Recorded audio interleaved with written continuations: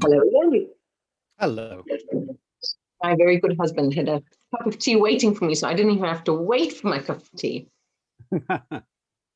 He's a good man. Oh, and what's the best way to ask for or get questions? Is there a hand-raising system, or how have you been doing it? So we have people watching on the YouTube live stream, and if they have questions, then they will be placing them into the comment section of that YouTube live stream, which I am watching carefully, and will. Okay. I can, whichever thing you prefer, I can either use the hand raised signal, which will give you a little icon in the corner of your screen, or I can physically use my hand, but whichever is less distracting, but is likely to get your attention. Let's see. If I don't notice the icon, please do wave whatever you want at me. Okay, so I'll start with the icon and progress to something more salient, like a crazy hand wave. That sounds great. Oh, I see. So I won't see people as participants on here because they're all watching a stream separately. Got it. Right. Got it. No, the beauty of the live stream is that we can record that, and we then break down the talks into little videos, and then people can watch those at their leisure and just look at one video at a time. And so the hope is that people who aren't able to join us live because they're on the other side of the planet, they've been catching up overnight or early this morning. So yeah, we've chosen to do it this way, but I know that there are other ways. This seemed like the right one. We did the first one of these was in the summer, and it seemed to all work quite well. I have to sometimes remember all the bits and pieces that I have to do. So I accidentally closed the Zoom link at the end of the workshop. I was so happy with how well it went. I went, end call. Oh no. And then you have to reset everything up. So it is very difficult to multitask. It's really the moment that you're on camera, you become functionally useless. I find I can't even type if I'm doing it in front of people. It's terrible. I was having this discussion with somebody that I have. So I'm a singer in my other life, and I can sing to any number of people. This is not a problem at all, and I can multifunction. My kids can run up to me. I can carry. But if I have to talk in front of people, or if I have to play piano, which is what's so interesting. So it's not just music versus talking, but there's some things I can do, and it's no problem that I can. I'm so comfortable that it doesn't it doesn't interfere with my multitasking ability. I don't get upset or anxious, and then other things, it's awful. Oh wow! Like I forget my name. I'm just yeah. Now you're making me nervous. You're putting ideas into my head. You're so comfortable. It's like me singing. You're so comfortable giving your talks. You'll be fine. I'm more of a piano player in that regard, I think.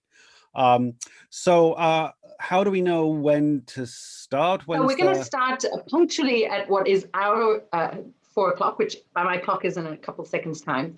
And then YouTube is about 30 seconds to a minute delayed for whatever reason. Oh, okay. But we'll start at what is actually the real 4 o'clock, and YouTube will just have to. They will just have to, and that's now. So I'll welcome everybody who's joining us on YouTube. We are bringing our program to a close at this Social Bridges conference on alignment in groups, networks, and teams, as it says there. But I've been saying teams and networks just to keep you guessing.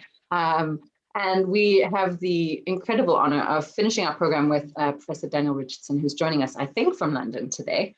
And I love your mug.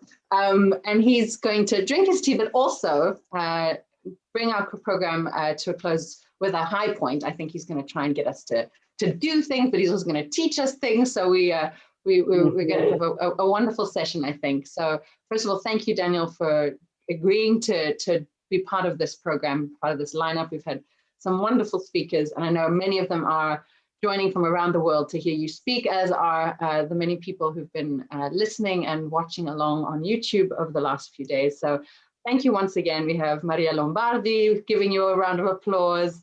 Marcin Gosbeck, who is in our workshop, is sending you rainbows and lollipops. And a rainbow, wow. So you're good to go. So with that, and without further ado, I'm going to ask you to share your screen, and I'll confirm that I can see that.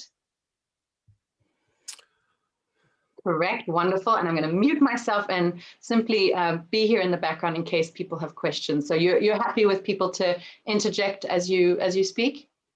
Yes, interjecting is a wonderful idea.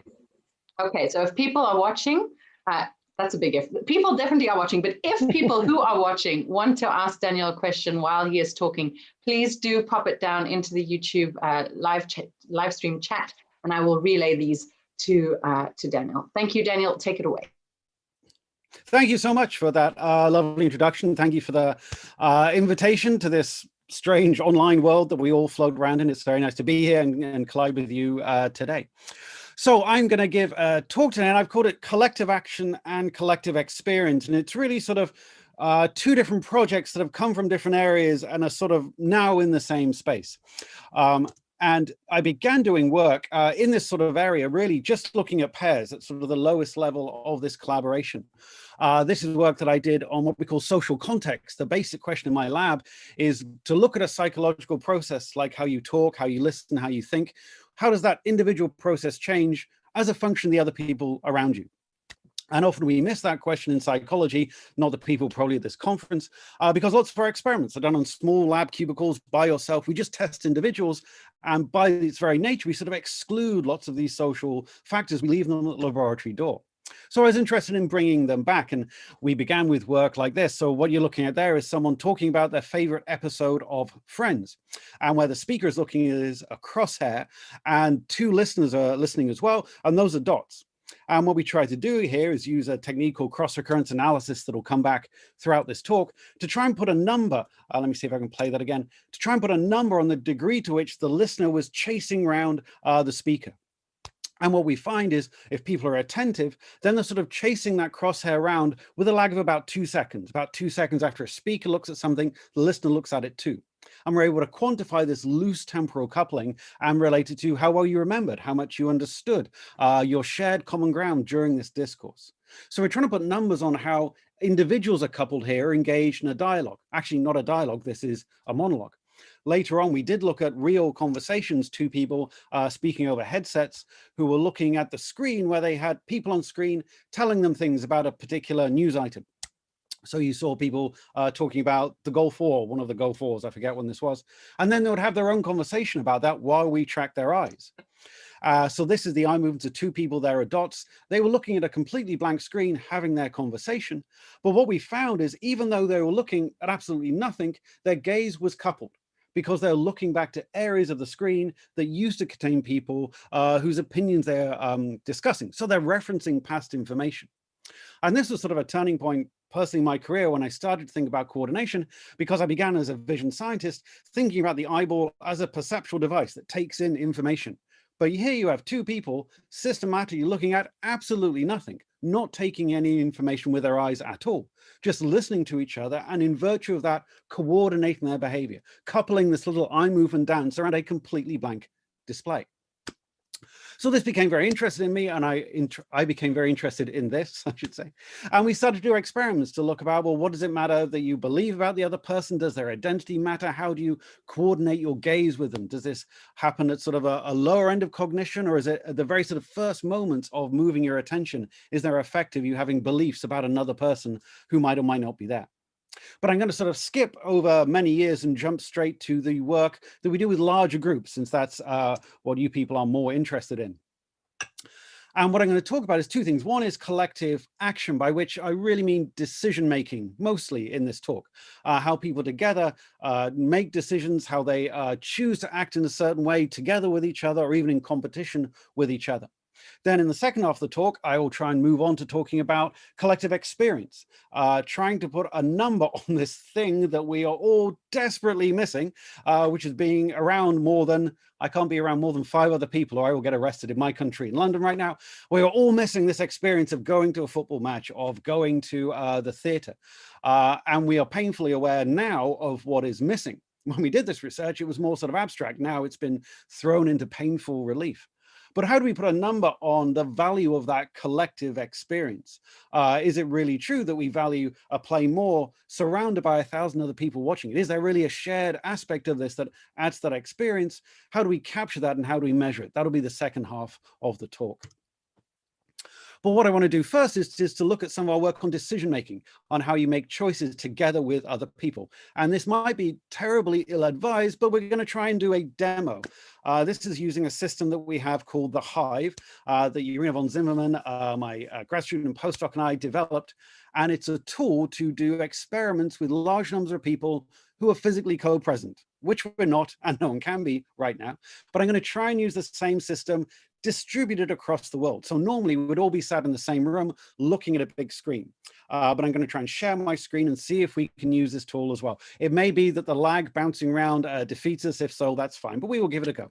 So to take part in this demonstration, take your, probably a phone is easiest to use if you have a phone that's anything with an internet connection, and go to thehive.sc. If you do that, you will see a web page and a big orange button that says join the audience. If you click on that button, then you are asked your age, your gender. You can skip that. You don't have to enter that unless you're particularly proud of it. And then at the bottom, it says the room or the room number. And there, I just want you to type in the word demo, uppercase, lowercase, it doesn't matter. And then click consent and enter if you do indeed consent. And if you do that, hopefully you should end up in the Hive. And as I say, we'll give this a few moments to see if the technology is anything like working. Perhaps the lag will defeat us, as I say. So I'm going to share my other window now, move over to this one. So I'm on the Hive, it's working for me. So you should be able to see this screen on your computer in front of you. And on my phone, I've got a little blue dot like that. And if I drag that blue dot there, then a blue dot on the screen in front of me is moving around. Oh, there's someone else. That could be Amela joining us too. So I'm moving my dot here, and I can see the movements of other people's dots as many other people join the room. We have 3 people now, and we can drag our dots around, and we can chase each other. Now, I'm not sure what the lag is. It's quite good for me, but of course, that's because I'm sat in front of the screen. But we can use this system with, I think the most we've used is about 120 people, all in the room together with a mass of dots like a swarm of bees, which is why it's called the Hive. So what we're going to do now, I'll just give a few more moments for other people to join. We have about 10, it's racking up quickly now. If you want to join later on as we started, all you need to remember is just thehive.sc and to enter the room demo for room. I'll just give a few more moments for other people to join if they can. And hopefully we have enough for a demonstration to take place here. Excellent. So we can use this system just to poll people as if we're polling them individually, and we can just ask them very simple questions. Like we can ask them, how are you feeling? Are you feeling happy, like Farrell? You can drag your dot over to the left. Are you feeling miserable, like Morrissey? And what we can do, thus what the system does, is stream the exact XY position of those dots moment by moment. So we're collecting data for every moment of every movement by anybody at any moment in time. So most people are feeling happy or insanely hyperactive and they can't bounce down, or perhaps bipolar, bouncing back and forth. Great, so we can poll how people are feeling. Now, just a little thing, when it says get in the Hive, move into the middle, drag yourselves into the middle of the screen, and that just sort of resets the dots a little bit. It might be they're having a lag, people are finding that difficult. And we can ask various questions, not very important questions. We can ask people like, how often do you pick your nose? Drag your dots to never and constantly. And what you'll see here, of course, is that those dots have disappeared. I'm still tracking your dot position as an individual, but now you can't see the responses of everyone else in the room. So you can answer privately. You can confess to this disgusting habit that is probably spreading a pandemic right now, and you needn't be ashamed, unless that is that I turn the dots back on. And now we can see other people's behavior. And at its very simplest level, this is the behavior that we're interested in. How do your decisions, your responses change when you're making them privately versus in the context of seeing what other people are doing? So at its simplest level, lots of our experiments simply turn these dots on and off or change how these dots appear to try and get a sense of how decisions can be shifted and changed in real time, looking at the responses of the people around you. So let's just try a few more demos again. Let's see if they work with the lag. If you go to the middle, of course, many of you will have heard of these demonstrations. What I want you to do now is guess the weight of the liger. That is a cross between a lion and a tiger. It's a real animal. You might have seen there's one on the Tiger King if you saw it there. It goes from 0 to 100 kilograms. So drag your dot estimating how heavy you think that creature is. I'll give you a few more moments to give your response. That's very, very good. And now I'm going to put on screen the dots and the average response, which is going to be a star. So you were pretty damn close, right? That big blue star is the average response of all of those dots. You can see it moving as people move now. And your response is about 480. The correct answer is 410. So that's pretty good demonstration that together, even though individually we may never have heard of a liger, we don't know the weight, average your responses and they become very accurate.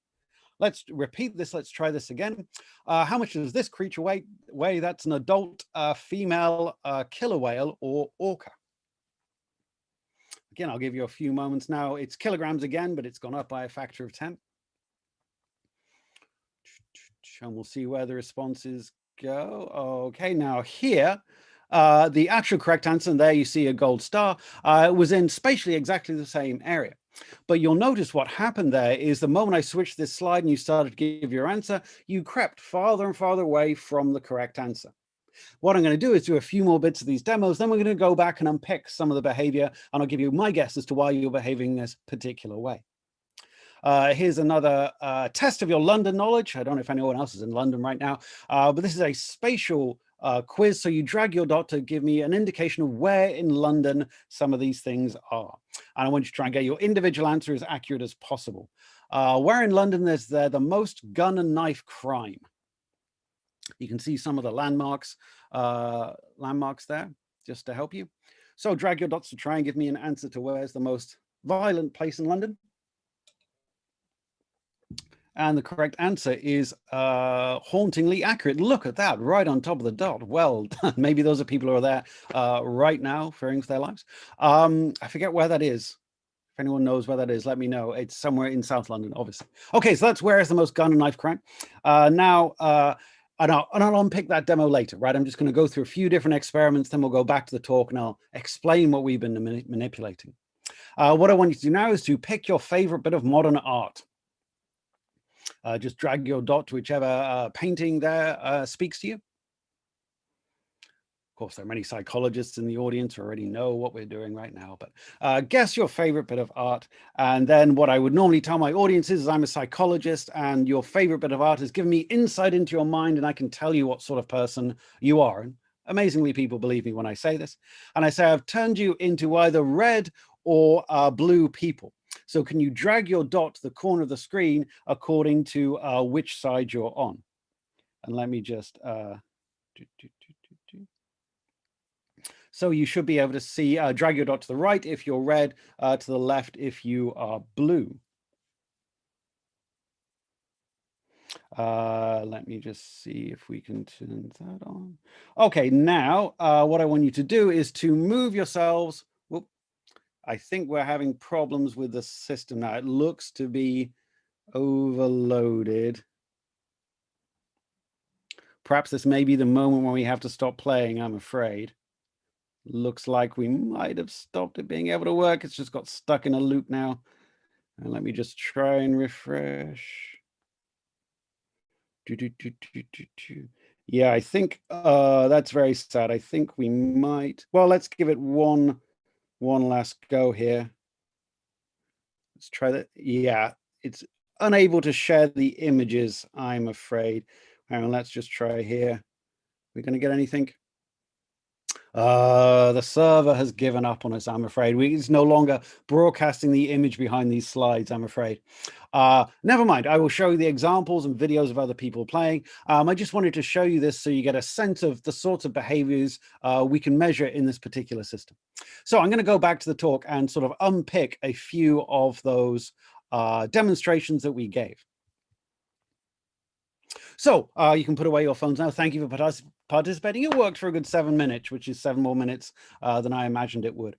So this system is called the Hive, and we've used it in various ways. If you're interested in using it, if you can envision an experiment that you could do with a large number of people using this system, please, we're always happy to talk about collaborations. So what have we been doing? Let me just unpick a few of the demonstrations. The first one, of course, is probably very familiar to you. It's the wisdom of the crowds. This thing that Galton, Darwin's racist cousin, noticed a good 100 years ago, that if you looked at the average of a large number of responses, that average almost always outperformed any one individual. And this has been popularized in a great book by Sareki recently as well.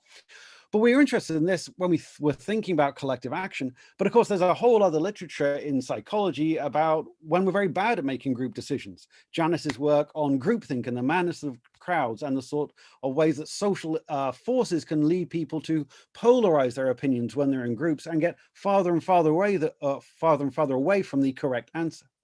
So we want to try and understand, well, when is it that a group of people have wisdom as a crowd? When is it that this goes wrong and they spiral off into crazy directions? Well, Lorenz already gave some experiments suggesting that it's really just a little bit of social interaction, a little bit of information about each other ruins the wisdom of the crowd effects. So they did experiments looking at the average number of murders that happen in a capital. Just guess the average number of murders that are in Brussels, for example. And people would guess by themselves, write down an answer they would average, you'd get the wisdom of the crowd's effect. But then they asked them to do the same thing, but have a little discussion, to share ideas. And what happened in that moment is people started to think of the grisly murders, the popular murders. They started to discuss it, and they started to get farther and farther from the truth. They were biasing each other. So all of that social interaction was dragging them away from the true estimation, because they were sharing the most notable, the most visible cases of murder, which of course are not true reflection of the base rate. So we tried to sort of replicate this in the hive, again, in a very simple way, just by making people make these group judgments and having the dots being there or not. And what we found, and we saw this in the moments that you did it too, is I left the dots on when I asked you about the orca, right? This is another group at the bottom, given their responses about the liger, and they gave an answer about it as close as yours. But when you ask people to do the orca, what happens is people start to follow each other's dots. They see that everyone else is over here, so they move over here. Their movement moves this dot a bit farther, and everyone else sort of shuffles, and everyone gradually shuffles along and gets farther and farther away from their true estimation. So any little bit about social information about the people around you was dragging them away from this idealized, wise response. Social information is destroying the wisdom of the crowds. So we got very interested in this fact, and we were thinking, well, is it always true? Is there some sort of limit to this particular phenomena? Does it have to happen that if we interact with each other, we get stupider? If so, that will be disastrous for democracy. And there are many examples of that in front of us right now. But we're interested in how people understood the task, and whether or not how they understood themselves as a group would change this response. And that's where we came up with this London experiment that you did one trial of. So here what we did was ask people to make these spatial decisions about where there are the most trees in London, where's the most crime, and so on and so on. And they were doing it in small groups of about 6. And this is an example data here where each color is a different group, and the bigger dots, that's the center point of the estimate. And the correct answer for this one is across there.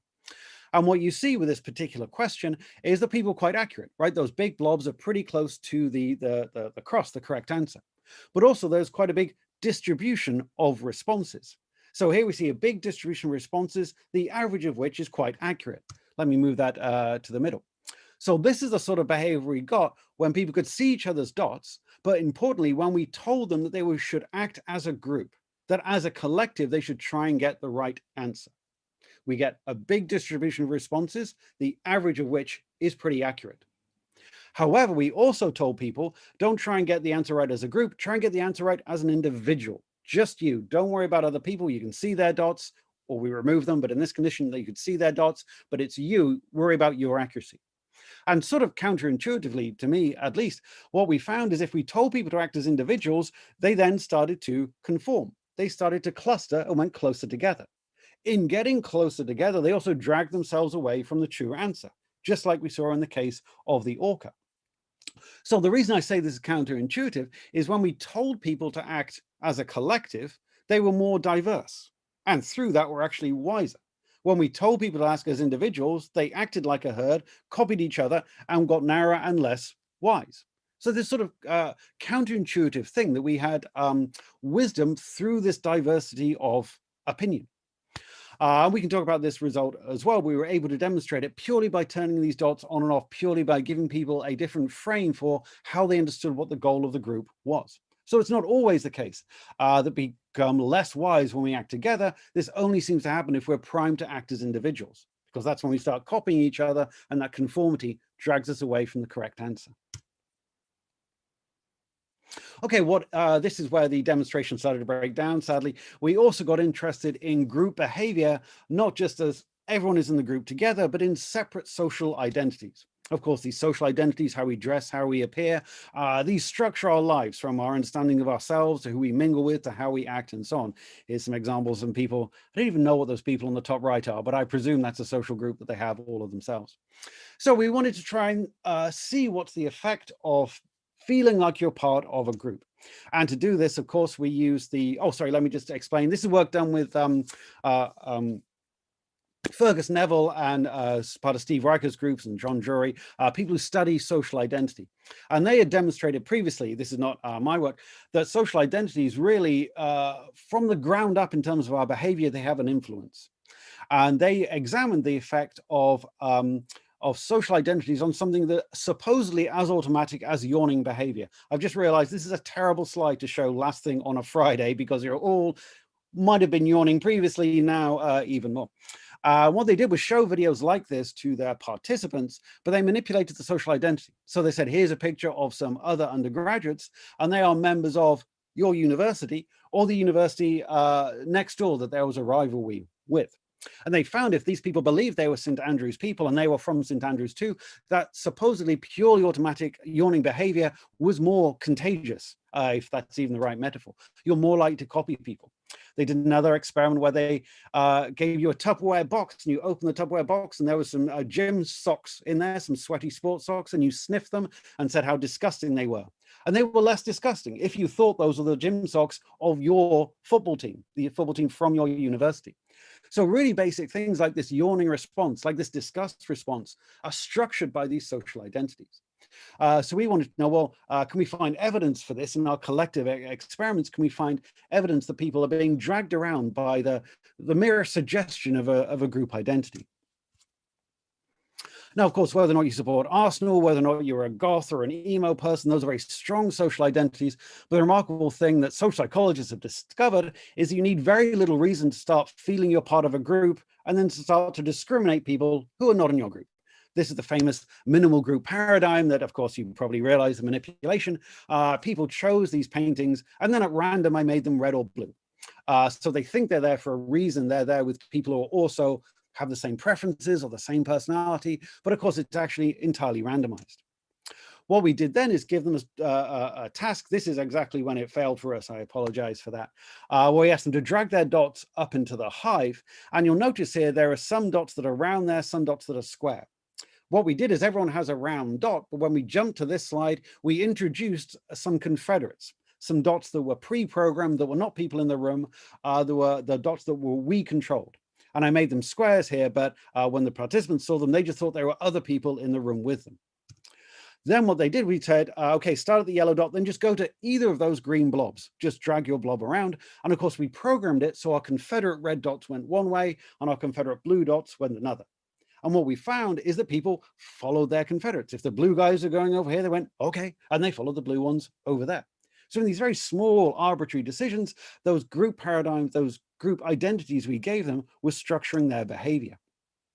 This is another case where we asked them lots of questions like, would you rather be a dragon or have a pet dragon? That one caused too many arguments. We had to stop using that one because people got so upset about the answer. And while waiting for the next question, they moved up to the hive, but the red guys would fidget more. They would just move around a little bit more. And that behavior was contagious. That seemed to spread, but only amongst the other red people. So lots of these behaviors that people aren't even consciously reflecting on, we would imagine, you're still copying the people who are in your group. Even when that in your group is as shallow as some bearded psychologist said, you're all red people. That is enough for you to start selectively copying the people around you. This work was done at the London Science Museum as a sort of installation, and it just came out a few weeks ago, actually. So here's the data of people being dragged over to the left, dragged over to the right as a function of their dot color. This is the last thing that we did in the hive that, again, just collapsed before we did it. We also got interested in group behavior in a very different context in terms of rioting. We had these London riots in 2012.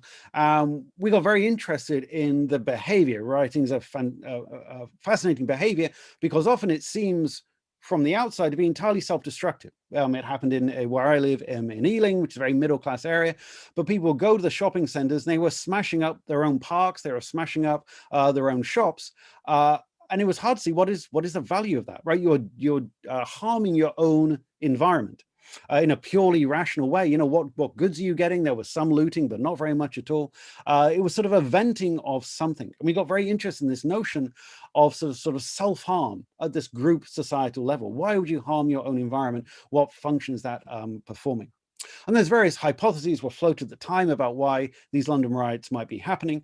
David Cameron, the Prime Minister at the time, his explanation was, these are simple yobs. These are just terrible people who are giving vent to their natural instincts. And they use the language of wild animals. Their youth have gone feral, right? They always use these sorts of language. There are other notions that it was all about the social identity and the history of those particular people in Tottenham and the particular history that they had with the police. And it was an outcome of a really long sort of historical struggle between them. We became interested in another potential explanation that's much older, sort of began in the 50s with Gurr and other people thinking about equality. There has been some studies very recently suggesting that many of our social ills, things like depression, incarceration rates, they're related to poverty. Sure, right? When we get poor as a society, these problems bubble up. But over and above being related to poverty, they're related to fairness and equality in societies. So it doesn't matter so much the amount of money a particular country or a particular city has, how fairly that's distributed seems to have a really strong correlation to a number of social ills like depression rates, like diabetes rates, the rate people are obese or get sent to jail. There seems to be something fundamentally important about feeling that you're in an unequal society. It's bad if you're at the bottom, but it's also psychologically bad if you're at the top.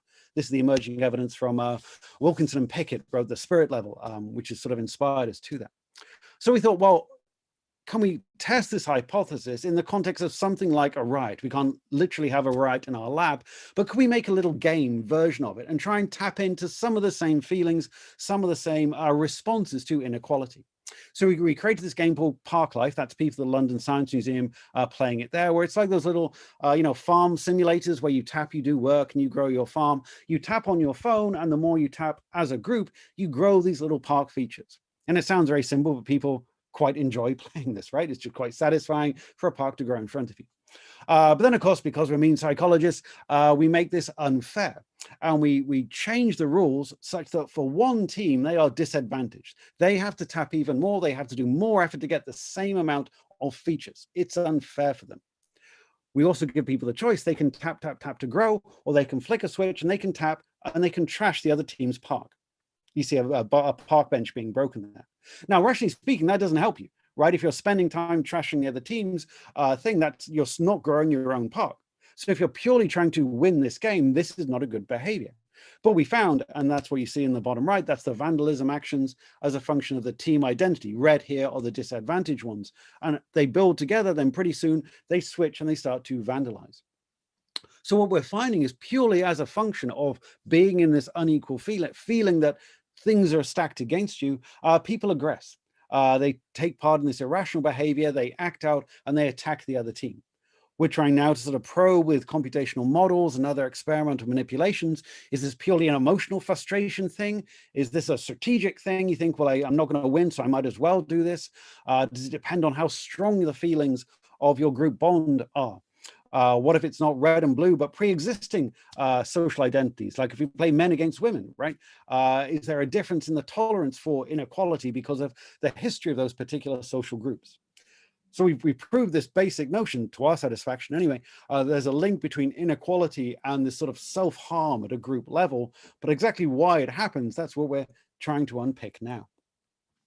So what I want to do now is, let me just check the time. Oh, that's okay. I want to pivot and talk about another aspect of our research that's looking at collective experience. So this is people as, passive is a contentious term, people who are experiencing something together. What is the value of that togetherness? Can we put a number on it? Can we try and understand what it does for them, and try and figure out if we can replicate it in some way? I'll come to that right at the end. And this actually began purely as a sort of actually a consulting project. Some people who sold tickets to the theatre in the West End in London came to us and they said, we want to understand why people go out to the theatre. And we thought, well, what do you mean? The theatre's great. They said, well, yeah, but people have a 4K TV at home. Why don't they just sit and watch stuff there? right? Why would they bother to get on the tube, pay hundreds of pounds, sit in a tiny Victorian seat? The ceilings kept falling in at these theatres at the time. Why would you go through all that when you could have the same or an even better perceptual experience at home? So we thought, that's quite an interesting question. We tried to turn it into a hypothesis where we could get data. Let me just back up and come from a different direction. How do we measure these experiences? Of course, people have used surveys to try and get people's opinions about performance and their experience, but we wanted a way to capture what people are going through that didn't mean interrupting that experience. And so we turned to these physiological sensors that we had from another project where I was looking at dancers synchrony with Guido Orgs. So we had these things and we put them on people's wrists while they went to the theatre. Now, you might think that these sensors, of course, they're very good at sort of fitness, about seeing your heart rate while you do exercise like this gentleman, but what do they really tell you about psychology? Well, in a separate project, we also use them with Audible. Audible were interested in the experience of listening to an audiobook. So we use these same sensors, and this is an experiment we set up. So what we did is people listened to a 3-minute passage from, say, the Game of Thrones. They listened to that audiobook, or they watched a closely matched video version of it from a TV show or a movie. And of course, you can never get exactly the same thing because people take liberties with the adaptation. But as close as we could get it, it was the same story, the same duration. But you're either listening to an audiobook or watching it. And people did this with 8 different stories while they wore their sensors. And we asked people, which was the most engaging? Which did you enjoy most of these two things? And reliably, they said the TV version was great, right? That's HBO's rendition of Westeros. It's incredibly detailed and accurate and beautiful. They paid millions of pounds to get that set, and that's where they felt most transported. But if we looked at their physiology, if we looked at their heart rate, which you see on the y-axis on that graph, if we looked at their electrodermal activity, how much they were sweating, if we looked at their body temperature, they were more physiologically engaged when listening to the audio book. They said they were more engaged by the TV, but their brains were ticking over more. They're engaging their autonomic system more just when listening to that audiobook. Well, why is there that difference? Our hypothesis is, well, when you watch the HBO version, HBO have done the hard work of the imagination, right? They've paid all those extras. You have very skilled actors recreating it all. You just sit and passively you take in that stimulus. When you're listening to the audiobook, you have to do the work of generating, of imagining what people look like, of thinking about what their reactions are, of simulating that whole thing. And that act of imagination, we can read off at the wrist. That purely imaginative world was having an effect, was engaging your physiological system, and we could capture it with our little devices. So all of that was just a digression to try and suggest to you that we can use these physiological sensors for psychologically interesting things. And I'll try and make that point. So we are interested, let's go back to the main question about this collective experience, not people by themselves listening to audiobooks. Let's think about people going to the theatre. So we went to Dreamgirls, which was on at the Savoy, and we measured people's physiology. We put them on about 20 people while they were enjoying this musical. And this is sort of the basic data that we got. This is sort of the least interesting thing about the data to us. We just measure people's heart rates during the performance. And if you look at sort of the British Heart Foundation, these sorts of places, they'll say that if you're going to do mild exercise, you want your heart rate elevated into a certain zone. And it's sort of above sort of 60, 70% of your resting heart rate, very, very roughly, changes by age and so on. And all we've done here is just plot everyone's heart rate, and we just shaded in, on average, where is that exercise zone? And what we found is that for most people, when they went to the theatre, they were in that exercise zone for about 30 to 40 minutes.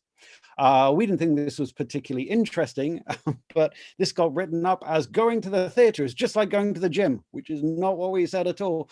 But people love this story, and it was. But this work got more attention than all the rest of my work put together, and it's not even a very good experiment. It was crazy. But people, I think, were really fascinated by this notion that scientists could even validate or measure in any way that experience of the theatre.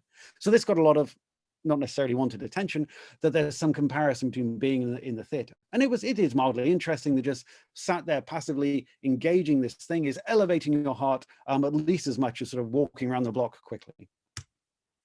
But it does get more interesting when we started to examine exactly what was the average heart rate profile over the performance. So when looking at live theater, this is the mean normalized heart rate of the audience, and there are particular peaks and troughs here, right? If we were all having random responses to what was happening, this would average out to a flat line, but this is not a flat line. So this is people who are watching Dreamgirls live in the theater. The good thing about Dreamgirls was there was a movie adaptation that's roughly the same length, and we could show that movie adaptation to people in the lab in small groups or individuals and compare things. So this is people watching the movie in a small group. And there's two things about this graph that I want to point out. One is that we've got peaks and troughs again, and they line up.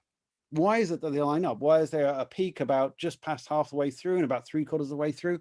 Well, the only explanation we have is that's the story. That's the narrative arc, which is the same in the movie and the theater, right? That lump just past half time, that I think is when she gets kicked out of the band. The other one is when she gets divorced. And then the final one is the band gets back together, and it's very emotional, if you like that sort of thing. So that is narrative that's driving that physiological response. And it's a narrative that's in common in these two adaptations, but across them, we've seen the same response. That's people watching the movie in a small group. If they're watching alone, there's the other thing I wanted to point out, is the lines are much flatter. So in general, we think of exciting things as raising the heart rate, and that's certainly true. But also, if something is really engrossing, your heart rate will lower. You know, we even call them heart-stopping moments. If you're focusing on something, it can be a hard maths problem. You tend to lower your physiology, you sort of ramp down, possibly so you can focus on this thing. So what we find is in the theater that people tell us is more engaging, we got bigger peaks and bigger troughs as well. And if we capture that variance between it, we're getting a bigger range of heart rates for the live theater, and possibly even as a function of the number of people you're seeing the movie with. We also were interested in, well, is there something special about live performance? Does this happen in sort of other contexts as well? We also went to the cinema as well, when Aladdin, the movie, was released, and we captured the same things with our physiological senses. And we found the same thing, that there are peaks and troughs that seem to correspond to things that were happening. About 3/4 of the way through, we're getting a peak there with everyone's heart rate went up. And that's the moment that Aladdin gets his first kiss. And literally, in a pragmatic way, everyone's heart flutters a little bit. We get this increase in heart rate. So we're interested in in a gross way, does everyone's heart rate go up or down? Sort of just average, what's the average profile across the performance? But also, for reasons I'll explain in a moment, we're also interested in a finer level of granularity. To what degree are the heart rates synchronizing? Are people physiologically coordinating the activity of their bodies? And this is where we turn back to our technique of cross-recurrent analysis to put a number on the degree to which audience heartbeats were beating in time with each other. They were coordinating their physiological response. And here we found an even bigger difference between the theater and the movie. People seem more coordinated in their response while in the theater together, co-present with each other, compared to the movie. And this is what I'm going to drill down on for the rest of the talk, looking at this physiological coordination. Now, we know, of course, I'm sure I don't need this for the current crowd, of course, the behavioral coordination is a very broad phenomena. We see it in flamingos, we see it in Trump's press secretary. He was only press secretary for 10 days.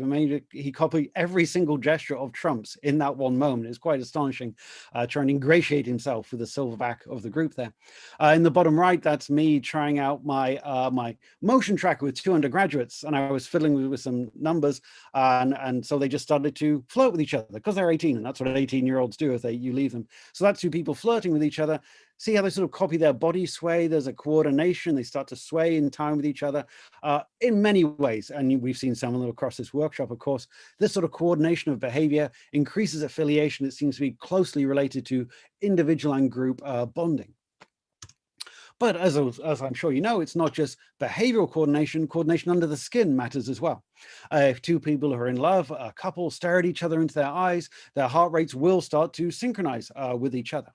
Of course, is the famous work by Ivanka Kondlikova, who put the same heart rate sensors on people in a Spanish village doing the walking across the hot coals. And what she found was she measured the heart rate synchrony between the walker, the fire walker, and the people watching, and found that there was a coordination between them. She's used the same cross-recurrence analysis as we do.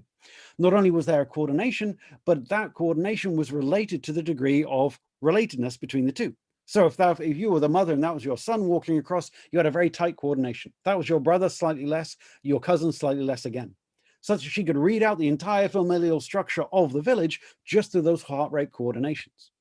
And we know from Cohen's work as well that teams, if they coordinate their physiology, that changes things like their pain thresholds, their endorphins shift if they've been coordinating their behavior with each other. So based upon all this work, we were thinking, well, are all of these effects of physiology being coordinated? Is that why being part of an audience is so rewarding? Because in some way, possibly just hearing each other gasp, seeing everyone else sway in time, there's something about that co-presence they're able to use as a signal to coordinate our physiology and have some sort of different experience. That's the conclusion we're trying to chase. And when we looked at our data, we did seem to find indications of this. So in that experiment where we looked at Aladdin in the cinema, we put a number on the heart rate synchrony between people who are in the cinema together, and also between people who are just reading a book in the same room for the same amount of time, just as a comparison. What we found was that there was greater heart rate synchrony for the people who watched that film together. But we also asked them, how socially connected do you feel to the people also reading a book? How socially connected do you feel to the people walking out of the cinema together? They're strangers to you, but you just watched the same movie. And we found that there was more of a social connection if you just watched the cinema. That's the red on the y-axis. But even more than that, there was a correlation between the degree to which your heart was coordinated with the hearts of other people and the degree to which you felt this social connection. So we're starting to get these indications that these things are related in some way. Now, there's also a separate stream of work that happened before ours, people like Domachowski, who are finding out this strange similar effect. There's something about coordinated brain or physiological activity that is telling you something important about engagement or about the power or success of a stimulus. So in this work, they measured the brain activity of about 20 people who are watching adverts that were shown during one of the Super Bowls. And they measured the brain activity, and using a different technique from us, I think it was wavelet analysis, they too put a number on how coordinated was that brain activity. Not did a certain region go up or down, or was there a certain pattern, just whatever's going on, is it the same between people? And what they found is the more similar the brain activation was, the more coordinated the brain activation was, that correlated with how well those adverts were received, how many YouTube clicks, how many likes they got, how successful that stimulus was. And they also asked those 20 people, which do you think was the best advert? But it was their coordination and their brain activity that had the stronger predictor to the overall success of the stimuli, rather than what they actually said. So there have been several other demonstrations like this, suggesting that if you get something that has a coordinated physiological response between people, that is doing something well. It's engaging the audience, it's getting a good response. So inspired by this work and others, we thought, well, we don't have a whole brain net to measure the activity, but we do have these physiological sensors. Can we find evidence of this too? So we realized actually that we were sitting on this data because way back in that Audible experiment, as I told you, we showed you video clips of people watching the Game of Thrones and so on, and we had the ratings of people's physiology watching them. So we thought, well, let's run the numbers. Let's see if there's coordination in that physiology, not just what are those overall levels. Is there a difference between audiobooks and videos? But what's the coordination? And we asked, does that correlate with the IMDb ratings for that excerpt of the Game of Thrones or for that TV show? And what we found was a correlation. The more people had synchronized, this is from their galvanic skin response, their EDA, the more there was coordination in that signal, the higher those things are rated in IMDb. We thought this is a little ridiculous, so let's try and replicate this. We took some movie trailers of movies that hadn't come out yet, and we show people these movie trailers. And again, we measured their physiology with these sensors. And then later we waited for a few months to see what the global box office takings from these trailers. And we found, well, if you ask people, did you like this trailer? Would you like to see it? How would you rate your engagement? Those things did not predict global box office sales. But once more, the coordination and the physiology did. We got a coordination between how similar was the trajectory of physiological response while watching this trailer with gross worldwide takings. So we think there's something really quite interesting going on here. And let me just go back saying, we're not really quite sure why it is that this is working. Why should there be such a connection between the two of these things? Just to say at this point, there was a career goal that slipped through my fingers at this point. I was going to be internationally famous, and then I wasn't, because we realized the moment when we're doing this that, well, we think we can predict success of a stimulus based on the coordination, how people respond. And it was around February time, and they just had the preliminary rounds of the Eurovision Song Contest. And we had a whole experiment lined up of showing people, you know, Azerbaijan's entry and Poland's entry, and we were measuring the physiology, and we were going to predict the winner of the Eurovision Song Contest and be incredibly famous and completely sell out our careers. And then the pandemic hit and the whole thing was cancelled. So yes, that was my my brush with fame that never was. We were going to do this. But this is how we'd want to take this work forward, is saying, well, what exactly does this predict? We find that we're able to use the same techniques to predict the success of Kickstarter campaigns. So a Kickstarter campaign, you put on a video saying, I've invented this new type of bike, give me money for so I can make the product, and people do or don't.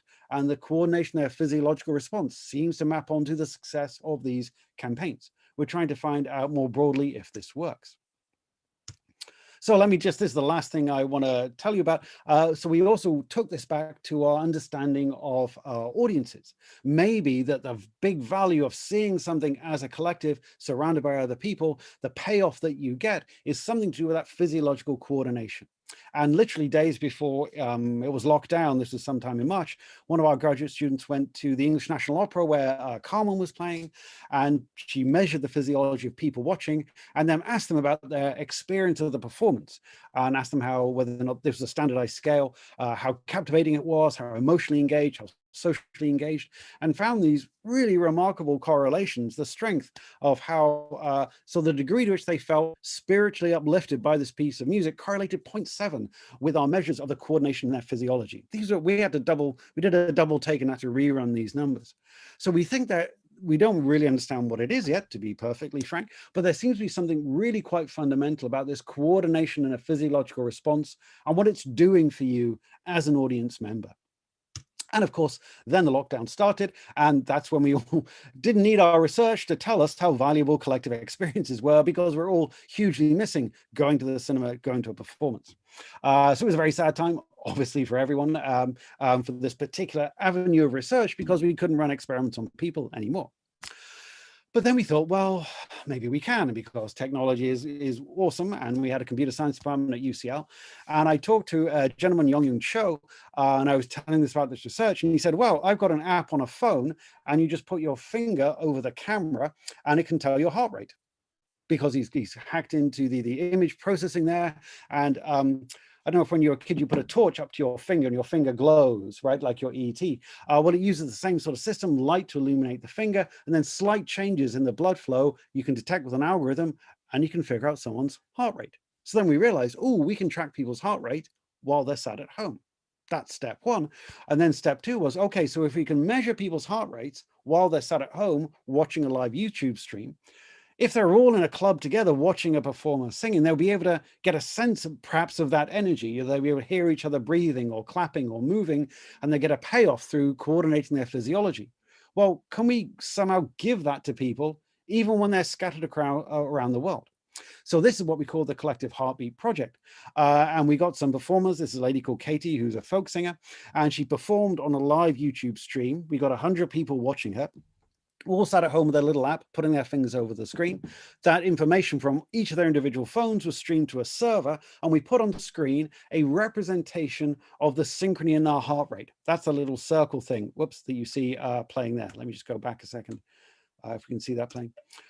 So it's an imperfect visualization. This was literally our first attempt to it, but it was getting bigger as heart rates went up, and the line was getting thicker the more there was in relation to the variance in that signal. So that's a picture of how excited people are, or how much their physiology is going up, and also the similarity in that response. And we were interested in whether having that information about the collective heartbeat would change your experience in some way. So we did this as a controlled experiment where you either just saw Katie, then you rated the experience, or you saw it with the visualization, but we didn't tell you what it was. It was just a distracting thing pulsing. Or you have the visualization and we say that is the heartbeat of other people watching right now. And as I say, this is very, very pilot work. But what we found, if you look at the central graph there, we plotted the performance engagement on the y-axis. And if you had that visualization, that's the blue blob, you're more engaged in that performance. You are more excited by it. You are more sort of captivated by it. If you had this readout of the collective physiology of the group. So that's Katie, the middle plot. There's also a plot to the left of a lady called Ellen, who was a performance poet who read some poetry there. And there you see it didn't work, right? So I'm not claiming this is a technique that has limitations for sure. And one reason we think, in retrospect, it seems obvious, was, of course, the poetry was quite abstract, quite difficult. You had to focus. And this thing was just distracting.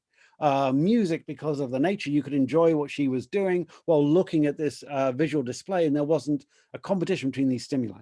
That's our guess anyway. But of course, what we want to do now is use this technique and see if more broadly we can implement it. See, what are the limits? Is it just music? Will this work with plays? Can we change that visualization to be more engaging in some way, and to try and experimentally really tease apart if we're onto something here? So that's our collective heartbeat project. And I just wanted to end with that, because we're all so miserable about not being able to go to the theatre, not being able to experience these things, about having conferences that are on Zoom that are fantastic. Well, it's done a wonderful job, but we can't now go to the pub and actually be present with each other. But there is still a way to do research, and there's still a way perhaps to give something of that collective experience back to people. That's what we hope to be doing in the future. But I think I've more than used up your patience here, so I'm going to end there. These are my collaborators that I'm very grateful to, and to you for your time. Thank you so much for being here. Thank you, Daniel. That was as wonderful as I had hoped it would be to bring our program to a close, and you've managed to touch upon so many of the many themes that we've covered over the last few days. So it was a great way of, on the one hand, and most generally, just showing us the interaction between physical coordination, so with your hive, obviously, but also then coordination of minds, bodies, and souls, and emotions. And so it really was a wonderful way to bring together two large group bodies of work, which I've also tried to make sure are similarly represented over the course of the last 3 days, because sometimes we forget that we as acting creatures are sometimes coordinating at a bodily level, and that sometimes this has results on and effects on our physiology, and then also on our feelings and emotions, and those again have in turn effects on our physiology, that all these scales somehow interact. So I think what your work puts right out there is that physiology, physicality, emotions are all deeply coupled. So I want to thank you, first of all, for doing that. And the YouTube live stream went crazy, but I didn't want to interrupt your flow, because it was so great. So I have a couple of comments that are not questions per se, but Travis Wiltshire just says he likes likes your phrase of physiological orchestration. And they're all very sad that you couldn't predict the Eurovision winner. So hopefully next year you can go and do that. So close. Go and do I mean, that. it was going to be Iceland. Everyone knew it was going to be Iceland, so it wouldn't have been that surprising. But still, if we could predict the third, fourth place, that would be great. Next year you're on it, and I'll please tell me beforehand so I can put some money on it. So Peter Koenig from here in Germany gives you a round of applause and says thank you for the presentation.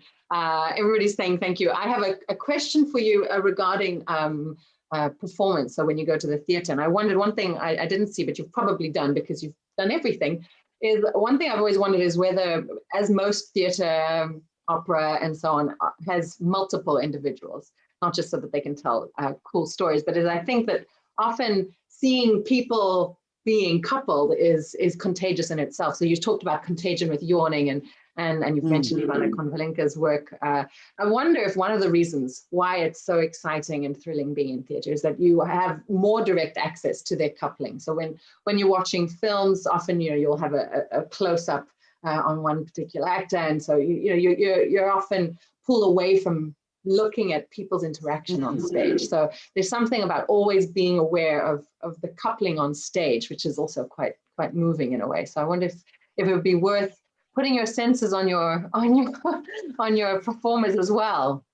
We did ask, but the dresses in Dreamgirls were so tight they refused to let any sort of censor on them. But we did explore that avenue, and yeah, that would be something that would be fantastic to look at.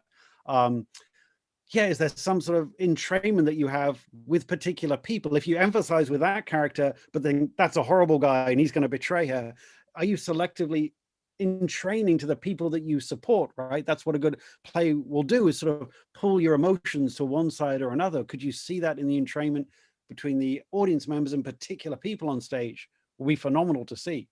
I think that would be really interesting, yeah, because it's sort of something that you alluded to, and which obviously data like that you collect from the Hive is relative distance, right, between me and you. And often what you're doing in these collective acts, but also in collective decision making, is you're making you're making judgments as to how far I am from you, whether it's how far are we in opinions or how far are we in space, and then you use that information to guide your future action. So I wonder, a lot of what you were talking about is just coordination generally, and how coupled we are. But I wonder whether you could use distance from, and you just mentioned, how much do you hate that character is, it's a big distance, whether you could use distance more in your data, which is, I think, something which sort of reminds us that you can use the same data in lots of different ways. Yeah, that's an excellent point. Yeah, we have accelerometers, but you really want to map out the spatial locations, like Sandy Pentland does with sort of people at MIT or moving around a conference, right, to try and spatially locate everyone and use the same math that you do for sort of wildebeest feeding, right, to see if you can spot patterns in sort of migration here that might relate to some of that synchrony. That would be fabulous. Well, I particularly like the way you distinguish between herds and herd activity versus obviously the more logical thing to do, which is to not necessarily herd, but use these brains that we were given and actually figure out that an orca is not that much heavier. But yeah, I think there's something in that as well. The one thing that I really want to do with distance, which is sort of adjacent to your question, is to go to the Globe Theatre in London, which has this fabulous thing, because you've got the people in the rich seats up here, and then you've got, what do they call them? The groundlings, who are on the floor. And if you talk to the actors, they have a very different response to them. And they have actors will play up to the groundlings and get them on their side. And you have a very different relationship to them down there, to the people watching up here. It's an entirely different experience. That's what the performers say. Anyway, and they try and recruit the crowd on their side, so they're cheering them and following their plans. So yeah, it'd be really interesting to see if you could map out the emotional relationships in the theater that are separated by these spaces. I think that would be amazing. And I along the same sort of lines is that you can have another form of distance, which is how close or how important and engaging the thing that you are dealing with is. And I thought it was quite interesting, the different games you played with us with the Hive. You had some things that clearly don't mean very much to me. I don't really care how heavy an orca is. Some people who are, natural history freaks will clearly care more. And then you moved on to art, which, for some of us might mean a lot, and we might be missing going to museums. And then you moved to the furthest extreme, which is, going and choosing to go and be part of a live theater experience. People who do this, they care a lot about it. And I just thought this idea of how close you are, again, a question of distance, how close you are to the thing that you're engaging with is going to make a huge difference to your data. So I wonder whether we generally in the field have to be very careful when we try and create these models. And clearly what you do is so great because of this, is we have to make sure our models actually bear some semblance to this closeness, this another form of distance, closeness to the thing we're with. And that's just sort of not a career comment, but sort of a not really a non-scientific thing. That when we started to do this work on performance, you just realize just how boring the experiments that we do are in the lab, and how we study such a reduced set of human experiences. And the interesting stuff is, the things that we value in life, which is live music, which is live theater, which is being around a large crowd of people. And you realize, why haven't we always been studying this stuff? Why have we done sort of psycholinguistic priming and other stuff that's really interesting? But we've sort of, I think in psychology, we got dragged into thinking everything interesting about behavior is the stuff we can put in the lab. So that's been one sort of just professional lesson to me, is to try and chase these things and grab whatever gadget you can, and to go where the real interesting experiences are, not where the interesting paradigms in your lab are. No, I think that's exactly right. And I think it's why I tried to get some artists to talk in our workshop just before you spoke. And because we obviously do need to still do lab studies. And I think that the beauty of, I need to get hold of your computer scientists, because I love your portable heart rate monitor, as it were, through the phone. But we need to maybe find, I think what a lot of your work does is finds a happy medium, right? So you still need to find ways of actually capturing that experience. And I think you've done that. There are some questions coming up, which I don't want to forget. So Sasha, sorry, says it might be worth looking at sites like Rotten Tomatoes because they give you a difference between expert opinions about movies and non. Yeah, yeah. I think is a really interesting point, if nothing else, that it brings up the other question I had in mind, which is about expertise, which you didn't talk too much about. Which I really like as well, but it's a really nice point that if you haven't already done so, it might be worth looking at those ratings rather than just IMDb.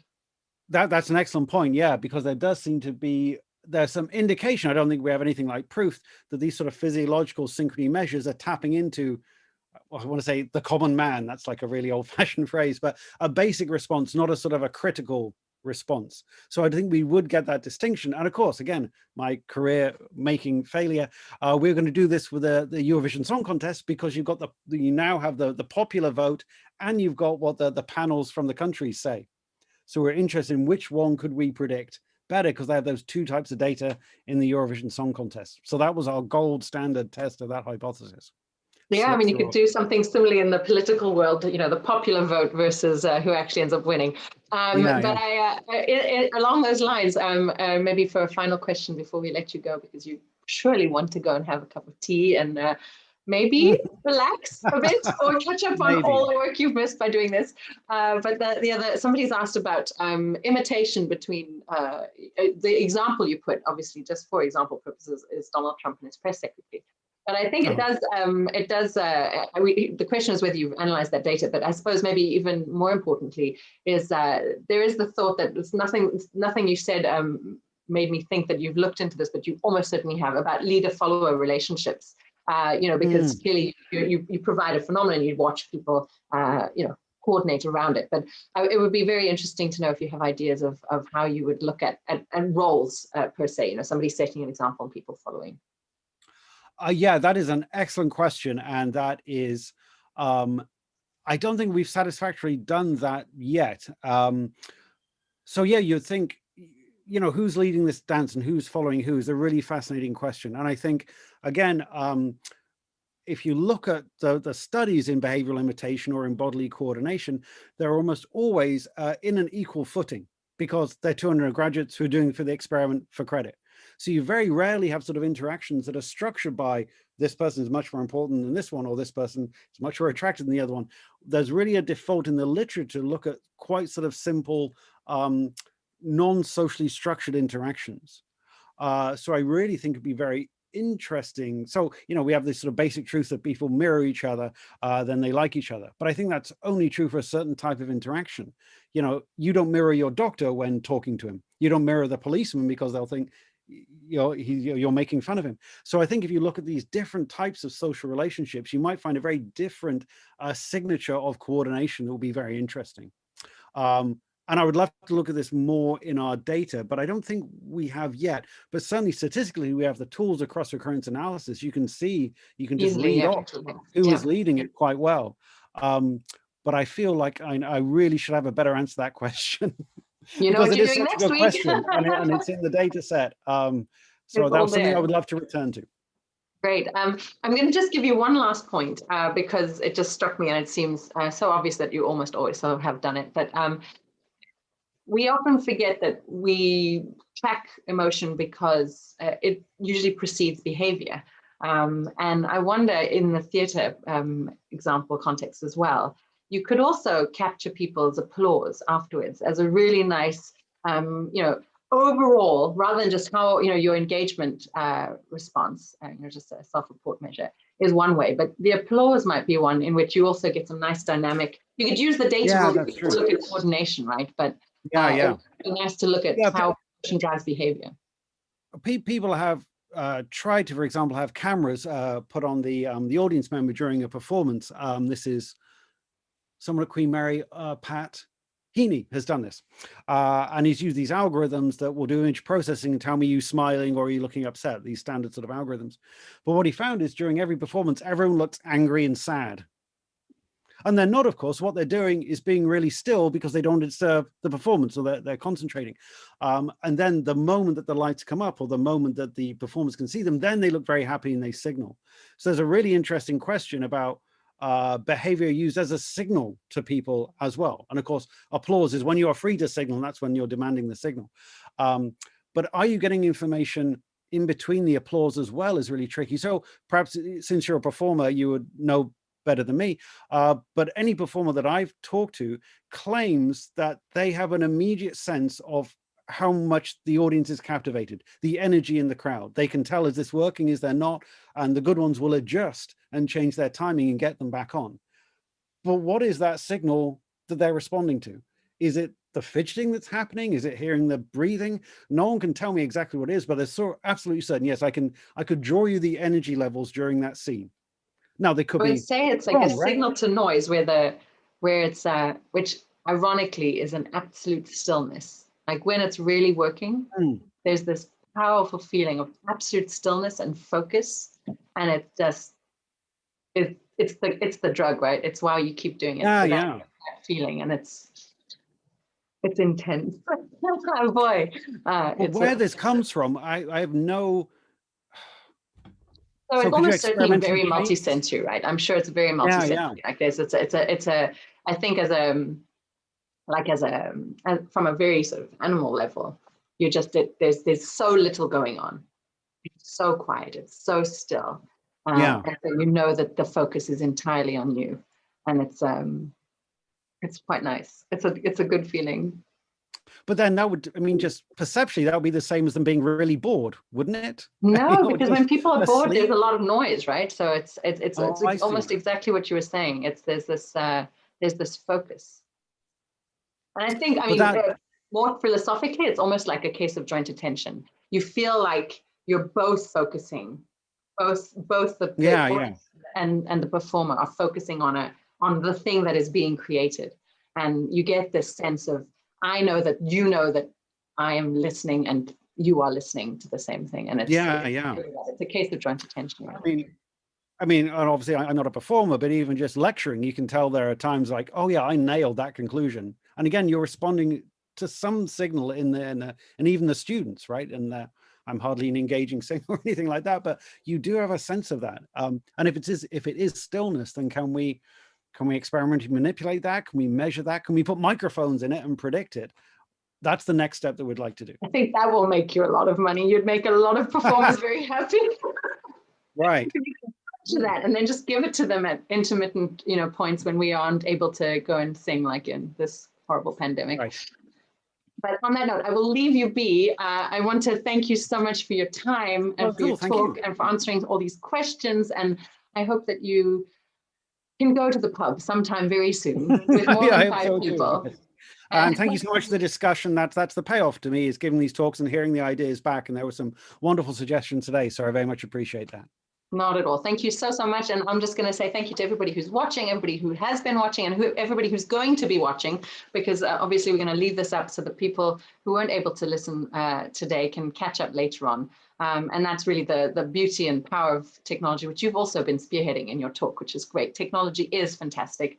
We can feel connected. We can continue feeling connected. If people are interested in reaching out with anybody, collaborating, that is the real reason we have conferences. It's to gather together. It's to gather together to share ideas. And I'd really request that everybody who has that little itch goes and scratches it. Shoot that email out to the person you've been thinking about, and reach out, make those bridges. So thanks again to our keynote speaker, to all our speakers over the last 3 days. For everybody who's been commenting and just participating. We know you're out there, and it was nice to see the little blue dots, because I knew that you were out there. It was great. So thank you so much, everybody, and I wish you all a wonderful weekend, and stay in touch.